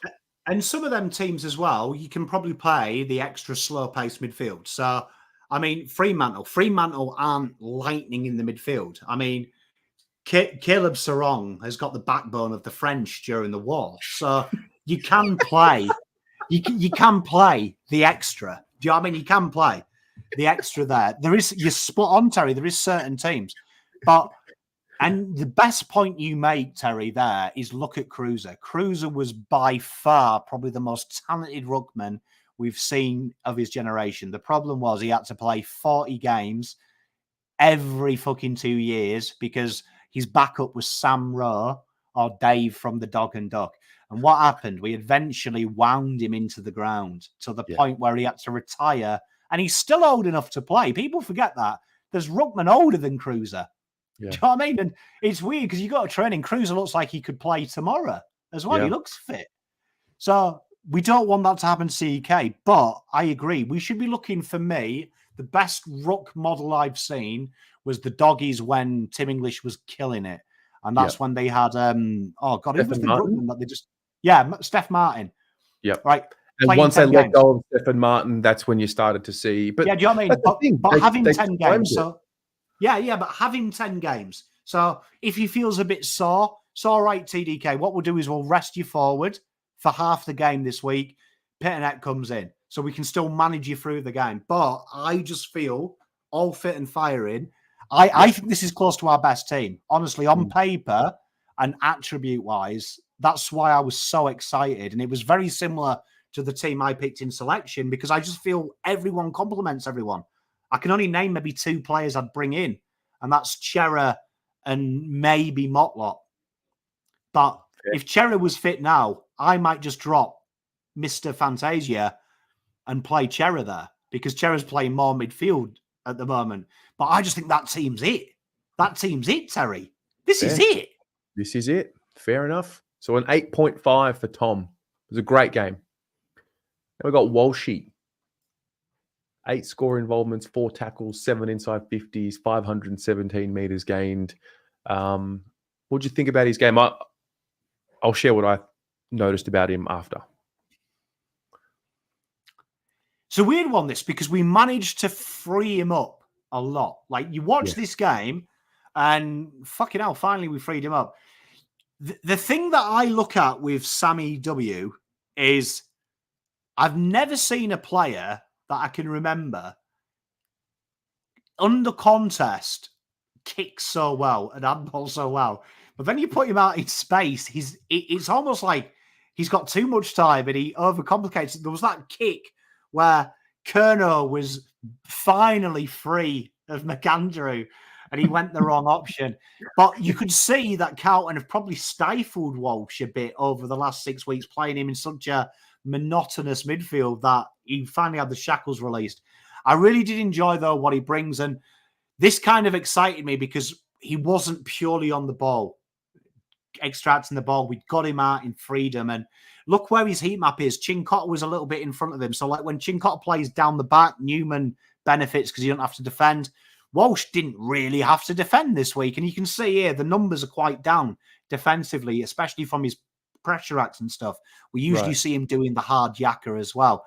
I think this is the future of Walsh to go the next level because we never got to do it with Cripps. We're probably in the position now we can do it with Walsh where we can say, and I'd love one of our midfielders to be told, you know what, don't tackle, don't pressure. All we need you to do is when we get the ball, find some space. But again, leading player inside 50, got us going from defensive transition, 517 touches, 8 score involvements. And again, look, all around the ground, like that yellow's good. It means you've been there too much, but not enough to say you haven't moved. Yeah. Walshy gets a 7.5. When I What watched were you the going to say about his game? Yeah, when I watched the replay, not so much about his game, it was just like a philosophical Muse. Yeah, classic. Maybe I'm reading too deep into it. No, it was also in relation, I guess, to Ollie Hollands. So he was doing an on-ground interview with Howie before the game. And in the interview, they were like standing in the middle of Marvel, and he was talking around, his development and what happens at stoppage. And he was sort of saying he's learnt how to run smart, not just hard, because he backs his running ability. And I couldn't help but feel that principle is going to be important for him to pass on to someone like Ollie Hollands. And once we get this team settled, particularly in the midfield, and we have Walsh playing the Gary Ayres medalist role, I think he's a great player. I think he's still learning the art of running smart. He was talking about the angles in which he runs on, and that's just going to take time. It's going to take time for Sam Walsh. It's going to take time for Ollie Hollands. But I thought it was a really interesting interview and conversation, and I'm glad that they did it. Mate, Spawn, it's sometimes working smarter, not harder. Yes. Isn't it? Like we were talking about that off camera. Like sometimes you just got to work a bit smarter, not harder. Like working hard's not always good if it's not getting the application. Do you know what I mean? And people asking, why didn't he score higher versus Cripps? So he had 6 turnovers, right? 4 of them were transition goals against us because when he turned it over, Carlton weren't protected that side. So that Charlie Curnow kick is a really good example. Carlton had set up the defence left-hand side, so you could tell the plan was either go centrally or to the left, right? But it came straight back. It came straight back with interest because you went the shorter option to the right. We had no protection. It came back. But it's still a very good game, and D's telling me he's in the coaches' votes. Wouldn't surprise me he was in the coaches' votes because he was everywhere. So, but just on the output, I feel like there's another level for Walsh. This game said to me, another level for him to go because I hate seeing him bogged down. It said to me, warm up for Thursday night against the Port Adelaide Power with the Rosie Butters conversation that's going to be in the mainstream media. People were asking, who do you go on JHF? I'd put him. Because I don't think you can tag Jason Horne-Francis because he's one of them players that if you punch him, you piss him off, he plays better. Yep. I think for me, he's an untaggable player. You know, the question mark, and I've always had this question mark because Nick Dacos versus Jason Horne-Francis. For me, if that is even a conversation, it's stupid. Nick Dacos is in another stratosphere of talent. Yeah. But tell you what, the way you beat Jason Horne-Francis, don't tag him. Give him defense. Make him defend. Make him accountable. And tell you what, love to see Jason Horne-Francis when he's trying to work out who he likes more, his mum or his dad, fucking chase this guy for 4 quarters. Bet he doesn't do it. Bet he doesn't do it.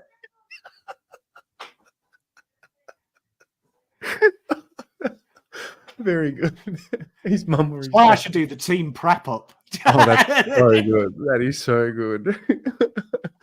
Oh, wow. Right. So 7.5 for Walsh. And then Matt Kennedy. You spoke about this guy's role last week, and we saw it play out exactly how we hoped. Yeah, what's interesting is the roles that we used this week, we started to see a return. So, it's weird because someone actually said to me the other day, when we went back and watched some of the fan cams, I liked the first 4 games last year, right? And it was because of the transition and the defensive half. And I like the 4 this year as well. I'm going to be totally honest. Like, I don't like stoppage and clearance. I find it really boring and monotonous. Yeah. So we started to rotate people through the middle. Do you know what I mean? So you saw Cincotta versus Tuck Miller. You saw a Lidge coming in there. Kennedy. George Hewett's my favourite, and I always defend him. I'm starting to think, this is controversial, is George Hewett maybe surplus to requirements when everyone's fit and Chera is that? Because you'd imagine Fantasia comes out Cottrell in. You'd imagine Kennedy or Hewett dies for Mr. Chera.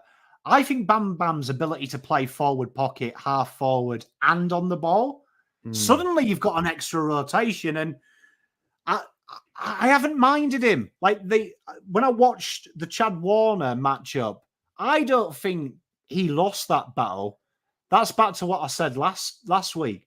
The team didn't help him out. They allowed that run to happen. So I just feel Kennedy, look at these numbers. Score involvement's high, defense high, and pops up with the goal. I love George Hewett. He's my boy. I just think sometimes versatility is sexy, innit? Versatility is the new sexy, as they say. It's a really tough conversation. And I feel like come September. Like he's come from nowhere, hasn't he? Like, let's be honest, this guy was trade bait 2 years ago. Yes, like, he was. He has literally come in, added layers to his game, and now we're talking, fuck, how do you drop him? You can't. You can't. This guy's more confused. Like him, Cincotta, Coward, they've been moved around all the time. All three of them are owning a role now. It's like, play me halfback, I'll do well. Play me on the ball, I'll play well. Play me half forward, I'll play well. Like, you can't ignore that, can you? In my opinion, you can't ignore that. No, that's true. I think the reminder I got about this principle was Blake Acres when we did Footy Abroad a few weeks ago, and when I did a chat with Cooper, and he was talking about Acres and saying, when he was at St Kilda, we put him, we put him behind the ball and put him ahead of the ball. Went to Freo, they basically said, no, you got to be a winger, and in the long run, Carlton now reap the benefits of all that development. Had we gotten rid of Matt Kennedy, I feel like somebody else right now would be like he would be the Blake Acres for another team. And I think that goes to remind me anyway, when you are developing these players in different parts of the ground, it's going to take a bit longer. And Kennedy's the perfect example of that. It's a great story. I mean, I've been told this by a very reliable source, but the conversation at Fremantle, Cooper touched on, and it's heavily documented, but evidently he was the steak knives because they wanted Hill so much. And they had to get the deal done. So they kind of reluctantly took him. So like they were kind of like, oh, go on then. We don't really want him, but like we need to get the deal done. Brad Hill's done it. To think that 3 years ago, he was literally the cast off, and to see where he is now. Look at Kennedy. Kennedy is like, if I was Voss, I'd be looking and going, how do you do it? How do I send this kid to the reserves? Yeah. Like how do I? Because he's played halfback, not his position, done serviceable. He's played half forward. And you know what? Who we do owe a big thanks to? You don't often hear me say this. Thank you, David Teague, for playing him full forward. Because he can also play forward now. Yeah.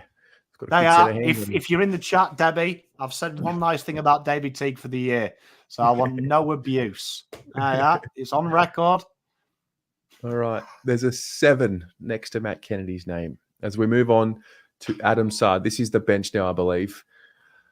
Just a sigh of relief, right? Just a sigh of relief to have him back. Felt like he managed himself through this game, but he'll be better for the run. 6 weeks off, we'll do that. Well, if we're going to go for full Carlton stereotype fan, disgraceful game from Saad. Oh, mate. Way too many yellows. Get him back in the Magoose. Make him earn it. We have standards at this club. Thought we had selection integrity, and this guy's coming in, stinking it up with 196 meters guide. You know what? This here is probably the most exciting one I want to talk about, because he's come in. You could see he was a little bit out of game awareness. You could see he was a little bit not match fit, right? But Kemp at the meters gained, took the game on. Cowan broke lines for him. Saad would have come into this game and gone, fucking hell, you boys have been practicing, haven't you? Yeah. Like, he must have come in and gone, shit, when could Kemp do that? When did Cowan take the game? Like, he must have gone there like a proud uncle and gone, Jesus, these boys are ready now. It's not me. And credit to what Weitering and Saad, who were obviously not at their full faculties, who could come in, be AFL average. Because remember, yellow, we say it's bad. It's AFL average. It's AFL norm. And just do what he had to do. Just get by, because the boys around him were kicking ass and taking names. So honestly, I reckon Saad and Weitering, I'd love to have a beer with them and just speak, or just go for a meal and speak to them and go, boys, what did you think? Because I bet the consensus is, fuck, these kids are becoming men. Yeah. You can just tell. There's no doubt having Saad back there allows Lachie Cowan to feel so much more assured of what's behind him and who's around him. There's no doubt. So, yeah, he's so important, Adam Saad. If we're going to do anything this year, he has to play. You can't do that, Debbie. I already did Debbie! that. Amazing.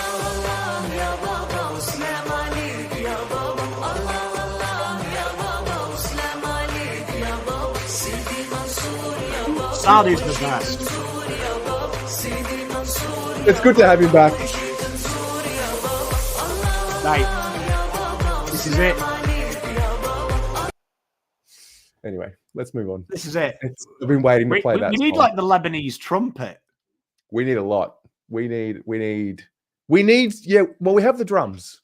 We have the drums in the cheer squad now. No, but we need like, we've got the trumpet for like when someone comes on this show and says something stupid. Yeah. Someone asked me the other day on FanCam, said, Pom, what does the trumpet mean? And I was like, if I play the trumpet, it means someone said something completely moronic. But we need like a Lebanese trumpet that's like the Saad trumpet when something spectacular happens. Okay, I'll work on it. Like there must be some kind of, honestly, culturally, I'm stupid, but there has to be a Lebanese woodwind type instrument because every culture has a woodwind type instrument or a brass complement. I'm going to look through. I feel like I should be looking through the movie Aladdin for some reason, and there's got to be a sound effect there. Terry gets away with saying stuff like that. Like someone would find liberty if I said, "What's that thing in Aladdin called?" It's all right. I've got an Iranian surname, so I can get away with it. Yeah, so it's all right. Do you know what I mean? Like I've just got a big target on me. Yeah. Do you know what I mean? A big target. So a 6 for Saadi. Now we move to George Hewett. Interesting comments that you just made. Regardless of what we just spoke about, he is a player that does the basics very well at a very high level over the course of a 24-game season plus, or 23, whatever it is, 24-round season, I should say, plus finals. A very, very important player on the list. Yeah, and honestly, not bagging him. So I don't want anyone to go, Pom's bagging him because no, he's Rodri. He's Rodri to me, the most underrated player in the Premier League. For me, Hewett is what you see is what you get, and he's the best at it. So 18 pressure acts. He's the defensive. He's the Fogarty. So my argument is, would you play 2 Fogartys in the forward line when Carlton Smalls don't kick enough goals? Probably not. So my argument is, do you want too many defensive midfielders in the midfield? No, because otherwise Sydney happens. And it's probably between them. But like when I look at these numbers are sensational. Do you know what I mean? 18 pressure acts, the stoppage clearances. He's a beast around stoppage, and it's probably not said enough. The big shift in George Hewett's game this year is them stoppages, not the centre clearances, is really where he excels. He's another level. And doing the hard stuff the ground ball gets. I just feel when everyone's fit, you can't have too many. And I'm trying to say it without sounding harsh, because I'm not meaning to be harsh, and maybe some of you in the chat are taking it that way. I just feel like Cripps, Kennedy, and Hewett as footballers, you've just Control A selected all, Control C, and Control V, right? And you've just copied and pasted. They're like 3 of the same types of footballers that I'd put in the same type of bracket as midfielders. And I think that's too many unless you've got the creativity around. And just George Hewett, I think for me, it's like, do you want one pure defensive extractor of the ball? Or would you play a Kennedy because he can go forward? So if you do get the ascension in the midfield, you wouldn't really want to play Kennedy or Hewett if Elijah, Chera, Walsh, Cincotta were working, would you? You won't want to change that if in-game you're killing it. So at least Kennedy, you can play him half forward. George Hewett, we haven't seen him play another role. Is that back half of the ground where he played at Sydney?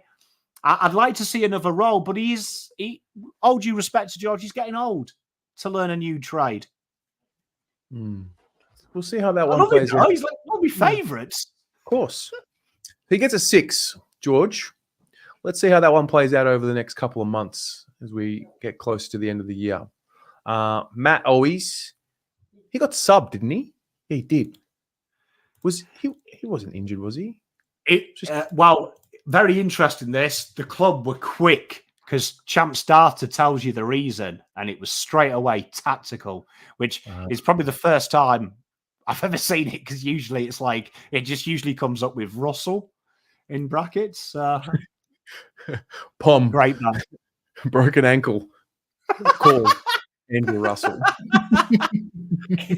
It's great banter that. Yeah, if you work for Champions Data and you do that, if you just want to next time just put in brackets Russell, that would be elite. But this is a really important thing that he does. So you can see here that Carlton really did focus on their forwards, and Owies is probably the closest we've seen to Williams. Even though he doesn't get 4 a game, Owies has probably done that every game because he's attacking and he's got a little bit of defence about him, as you can see. But again, look, see what we talked about Fogarty, 2 goal assists, was willing to give them off. And this was really interesting because I think by accident, Carlton found the formula for their small. Because if you remember 2 years ago, we were praising Owies for being the defensive one, getting the tackles. He was leading our forward 50 count. There's probably still room to get him half and half, to be half like Fogarty, half like Zac Williams, just pure attacking, which then allows you to play that extra who's just, we need a Zac Williams. We need that game every game. Someone who's going to be like, I hate tackling. Cyril Rioli is the greatest example of that. Cyril Rioli doesn't know what defense is, right? He's never heard of it, right? But tell you what, give him the ball in an attacking situation. He was one of the best in the world, wasn't he? This is what we need. And Owies allows that. I really like Owies' game. And, you know, to get a 6 by playing 3/4 of the game, pretty impressive. Absolutely. We're going to move on. Orazio. I thought this was the best we'd seen him all year. Fair play. And it's just about as Motlop's about to be healthy. Isn't that funny? But, like, just a relief to see him impact, you know? Yeah, you know what upsets me about Orazio is it feels like people want him to fail, and I'm sure they don't. But it feels like everyone just wants him out. Now, I watched the VFL. Like your Motlop's family, if you want Motlop in. Because watching Motlop against in the VFL, I didn't look at him and go, fucking hell, I can't wait to see Jesse back. I watched a man who looked out of form, who looked a bit tired, especially in the second half. Motlop was blowing. And I don't want to... What I loved about the team selection this week, no fucking risk. Yeah. Players, like we said, Saad, he trusts his body. You saw Saad, he trusted his body. And he got through the game. You saw Fogarty. It's a bone injury. So you can still run with a bone injury. Do you know what I mean? You can still stay fit. Fantasia, I don't think it was bad. I know people are saying it was shit and worst on the ground and get rid of him. But, I mean, that kick in, that was sexual, wasn't it? The class that he had at times. Playing really deep as well. Carlton are really obsessed with this extra around stoppage. They're absolutely, like, Voss is obsessed with playing the extra around stoppage, and it's Fantasia. So that makes me think, can Motlop do it? I don't think he can. No. I don't think he could do this. I think this would be someone else. So is that Zac Williams going here and then playing forward resting? That could be a good argument. But look at these numbers. 10 pressure acts. That's more than anyone in the forward line. Score involvement's pretty healthy. 3 marks. They were defensive marks as well, helping Carlton come out. And it's really interesting. They deploy him in that exit kick. So we're actually learning to be a bit smarter. And when the ball hits the deck, we need someone there. And he often wins the ball. The problem is it's 80 meters away from goal. So no one gives him the credit. But I didn't hate this game. Like, I watched this game. No. And honestly, I came out of the game and gone, right, okay, I get it. I get why Voss froths this guy. I just think it's a little bit, to me, I know it's a joke, but if I was working for the football club, if I was Michael Voss or Fantasia, when I see comments on, like, Fantasia's got nudes of Voss. So Oh, I just feel it's a bit disrespectful to Fantasia and Voss. Because, I mean, yeah, he's not setting the world alight, but Jesus Christ, I've done this job with you guys for ages. I can name you 100 players worse than Fantasia played for us. yes. 100 off the top of my head without even thinking. Yep. Right, we can start if you want. I mean, do you remember Shaw? What was that about? Like Gold Coast pickup. Then there was Gartlett. Do you remember him? What do you remember that? Fuck me. Some of these guys are lucky. Some of these guys are lucky that the rating show didn't exist in 2018. I mean, who else? Fucking Honey. Next. Don't worry, guys. I did a video with Terry once saying, don't worry about Papley because we might have someone a bit like him in Josh Honey. Yeah. Well, it was good. Listen, it was good to see Orazio find a bit of the footy and hopefully some confidence. He gets a 5 for his game. So all is fair with his rating. I guess the chat will come around Port, his old club.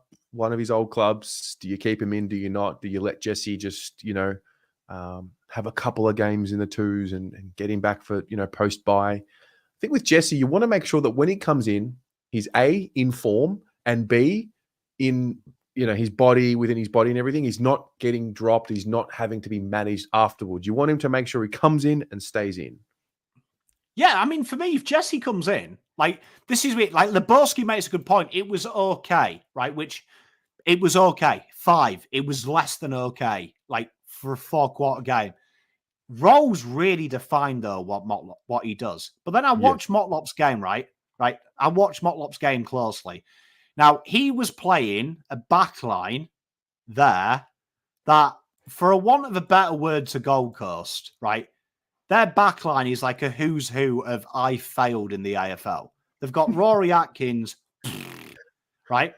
They've got James Stittas, right, who hasn't even played yet. There's Willie Rowlands, there's Sean Lemons, there's Caleb Graham, and there's Brandon Ellis, who's so fucking good at football that Carlton didn't sign him on a free when we were shit, right? And he kicked 1 goal, no goal assists, and 3 score involvements, right? Now, I love Jesse Motlop. Jesse Motlop, guaranteed walk-up start when fit. But that's not the level, man. And if he's playing up the ground, we didn't see anything from Jesse to suggest he could do that. And looking at how Carlton played, I'm telling you now, Jesse Motlop is playing for the Owies position based on how he played against Gold Coast. That's where they're looking at him. I don't see it. I just don't, because I don't know who that role is. And I think Voss would be a lunatic because the most obvious person is Zac Williams. But are you moving him to play high up the ground on a 4-goal game off the back of it? If Voss does that, I might start a petition to sack Voss. Because I've never seen a small forward kick 4 goals for Carlton. When was the last small forward to kick 4 goals for Carlton? Was it Dennis Armfield? It was... And all due respect to Dennis Armfield, the only good thing about him was he had tattoos. Funnily enough, it was Jesse Motlop against Port Adelaide last year because Owies was a laid out. Oh, yeah. Dinker calf and Jesse kicked 4 in the first half. Yeah, so a true small forward. But are you doing that, Terry?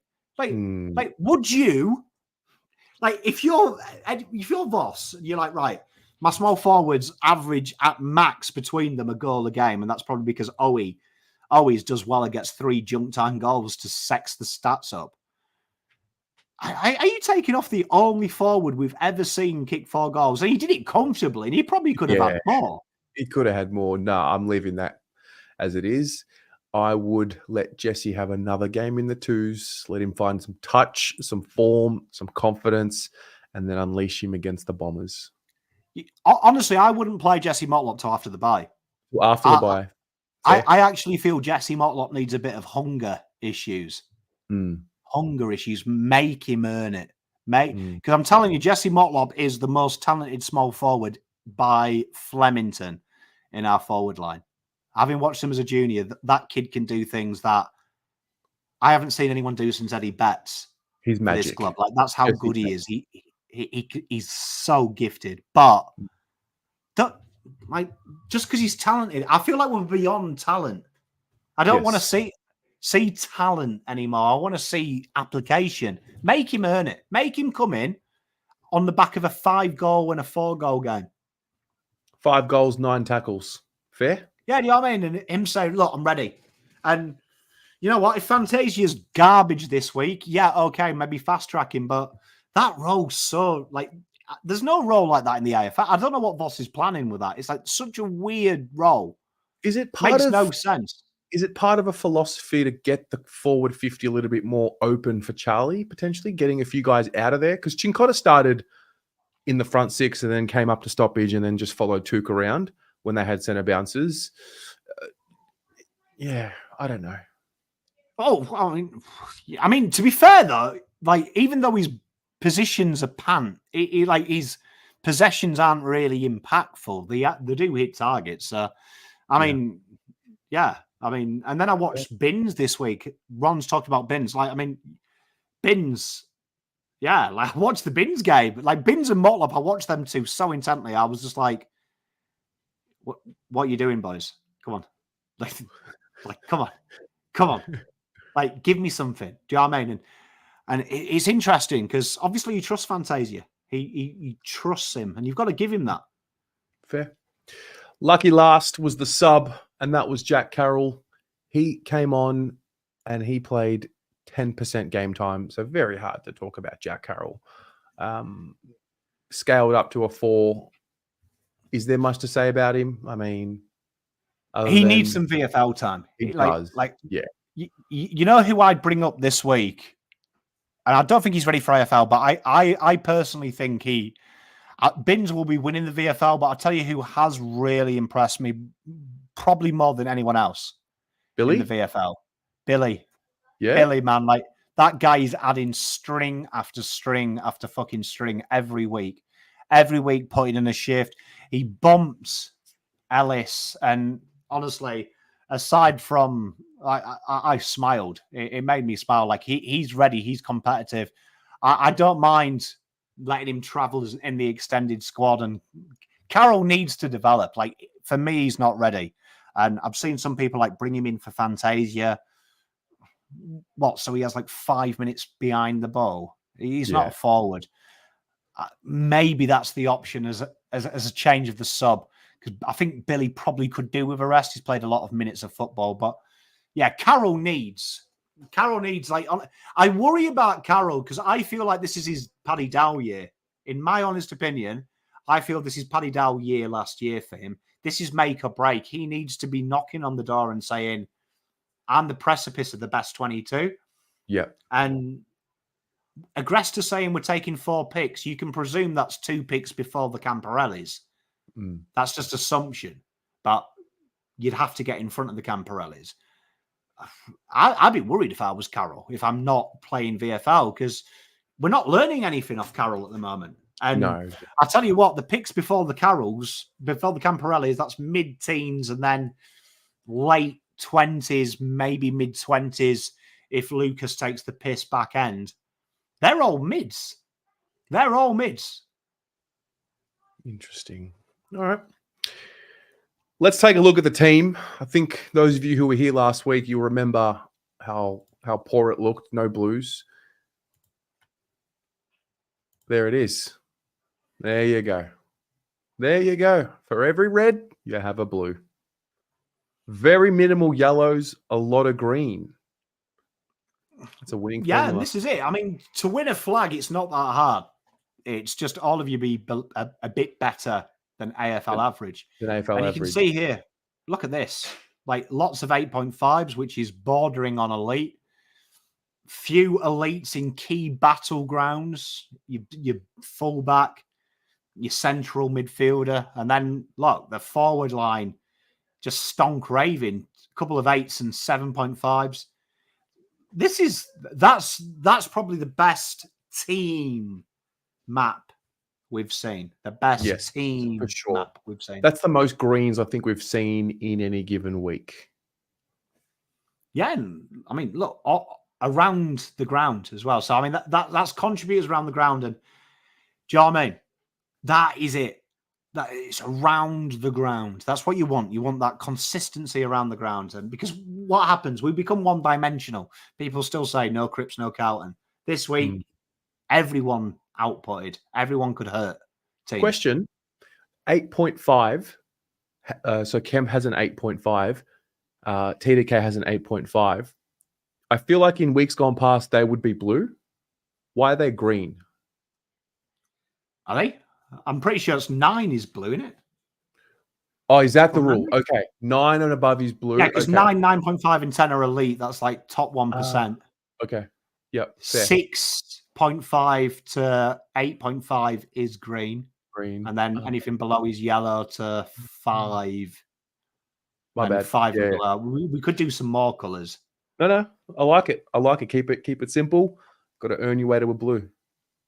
Big fan. And like Shane says, 60 point plus. You actually look at the stats, total domination. Like you actually look at the stats. So not massively dissimilar.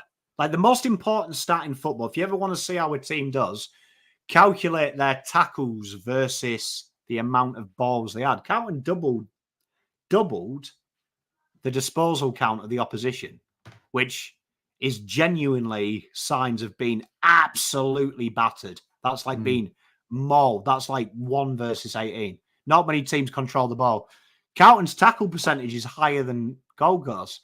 Pressure acts is a huge one. They were almost 1.5 times Carlton's pressure acts. Carlton had more tackles per pressure act, which shows application and consistency. It's like this game, take the score out of it. I am telling you right now, Voss would have been an idiot to try and win this game by 70.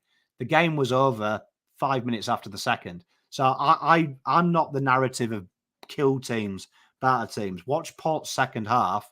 Port's second half, they took the piss. And North Melbourne are bobbins. Gold Coast aren't bobbins. No, like if Carlton had played North Melbourne the way we played Gold Coast, that game would have been 150 points at half time. 150 points at half time. And we would have won it by 130. Yeah. All right. Player of the game, the Horizon Finance Group player of the game. That'd be the skipper. That'd be Patrick Cripps.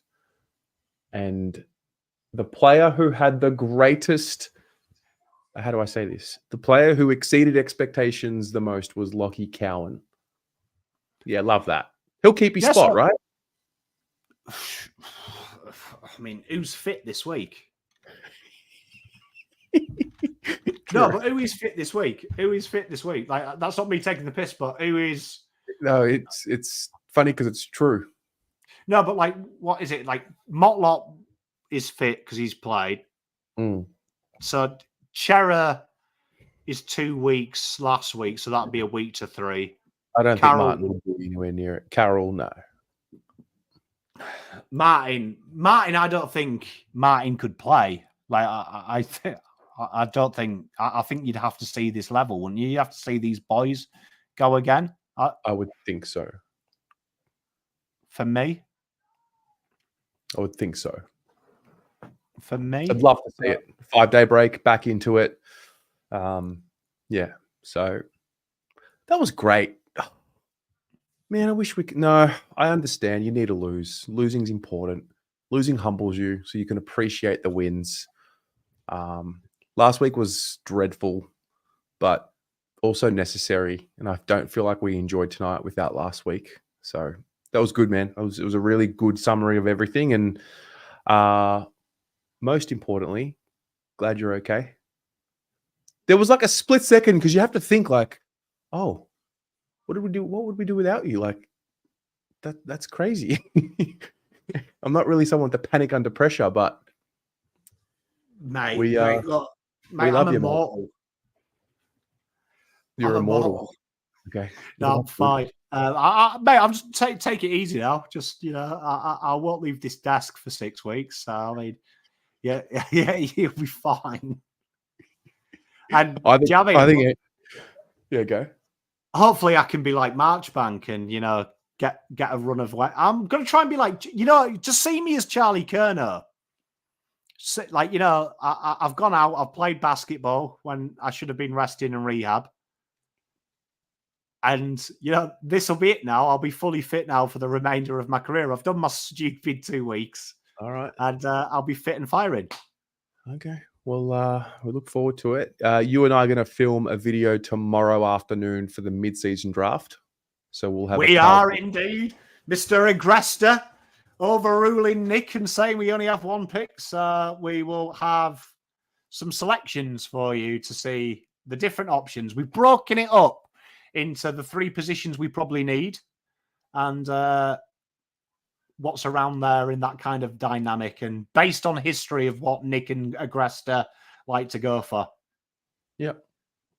All right. Well, that'll be tomorrow. Thank you very much, mate. Thank you to Nick from Horizon Finance Group. You guys, don't forget, if you're looking for finance for anything really, and you're looking for an actual professional to help you do your research, get in touch with Nick from Horizon Finance Group. He'll look after you. Great Carlton man and a great supporter of the channel. See you in 5 minutes. Blue Abroad Show. I'm with Ari. Peace. Peace. Go Blues.